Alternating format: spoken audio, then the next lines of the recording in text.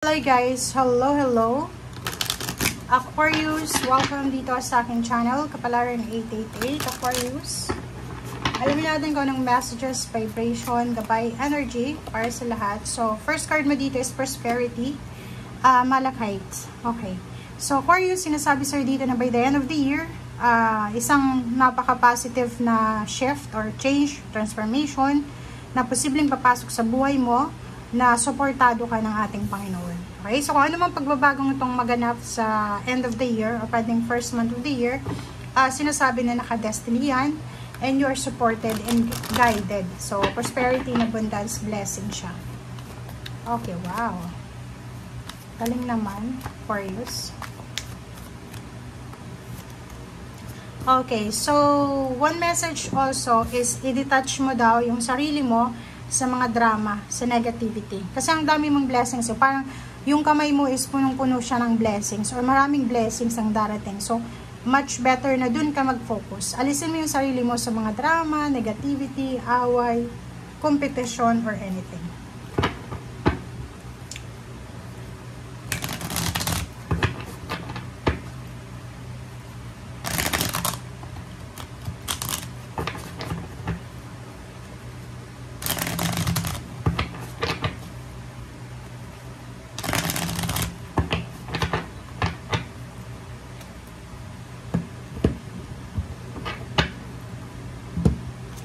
Okay, Queen of Coins. Nakikita ko sir dito yung Queen of Coins. Financially, meron ditong Aquarius na makakahawak ng lump sum of money or yung pwedeng minamanifest yung amount of money ay posibleng mahawakan niya sa linggong ito. Justice, if halimbawa contract signing ito, may kontrata kang pipirmahan, work contract or anything, sinasabi na ito ay pabor sa'yo. Okay, and balance. And good karma din siya. In terms of money, good karma to na matatanggap mo. Pwedeng, nagtipid ka for the whole year ng 2024 and then pagdating ngayong Christmas, mayroon ka talaga na pera na hawak. Okay, Three of Swords. Nakikita ko sure dito, yung panahon na umiiyak ka dahil wala kang pera, ay posibleng maaalala mo sa linggong ito. And, para siyang, yun nga, good karma, yung luha na iniluha mo ay may kapalit na financial success. Lump sum of money, inheritance, payout, payment, salary increase, winnings, parang ganun. So, nakikita ko na may mahahawakan kang lump sum of money. So, temperance, kailangan mo lang maghintay, kailangan mo lang magpakumbaba, or kailangan mo lang na kalmahin yung sarili mo. Kasi, di ba, or if ever may hawak kang pera ngayon, example lang ha, ang dami mong pera, marami kang inipon sa isang taon. Be careful para hindi ka masaktan. Kung may masasaktan, kasi siguro Christmas, maraming lalapit sa'yo, uy, pautangin mo Aquarius, uy, ganito ganyan. But dito sinasabi na kailangan mong bantayan yung inflow ng money. Kasi pag hindi mo yan napabayaan, ikaw yung kawawa. Kailangan mong pasensya, kasi pag naging aggressive ka sa paggastos ng pera this week, pwedeng magsisi ka. Okay? Celebration. So, maraming celebration ang magaganap. Siyempre, Christmas, parties, ganito, ganyan. And nakikita ko, sir, dito na yung iba, siguro, hindi sila makakapag-celebrate ng Christmas party or pwedeng mga occasion, hindi makakauwi sa kanilang probinsya, sa Pilipinas, kasi busy sila sa trabaho. Or pwedeng first week nila sa work. Parang ganun. Yung iba din sa inyo, if matagal kang unemployed or stagnant sa usaping pera, kita ko sa'yo na magse-celebrate ka this week kasi may posibleng tawag galing sa company na ina-applyan mo. So, nakikita ko yung portal, para siyang pinto, diba? Parang pinto siya na magbubukas para sa'yo, na magdadala sa'yo ng swerte. Parang ganun. Okay, so, Page of Swords, ang galing na ito, oh.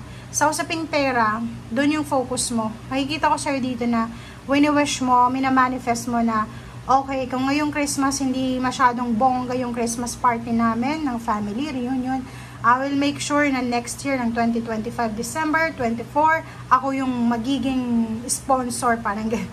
So, yun yung nakikita natin dito na message. Okay, Page of Coins. So, in the future siya, sinasabi sa'yo na posibleng marami kang mahahawakan na pera.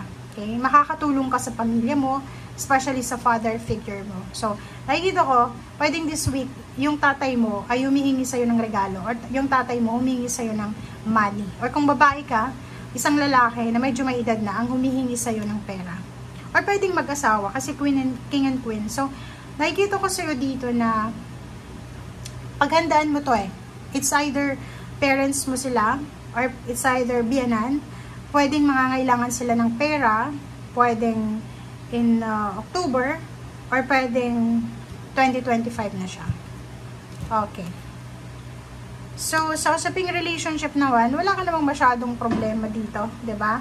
Aquarius, ang ganda ng relationship ko. May posibleng kailangan mag-prepare or mag-ipon ng pera kasi may binabalak na kasal sa 2025.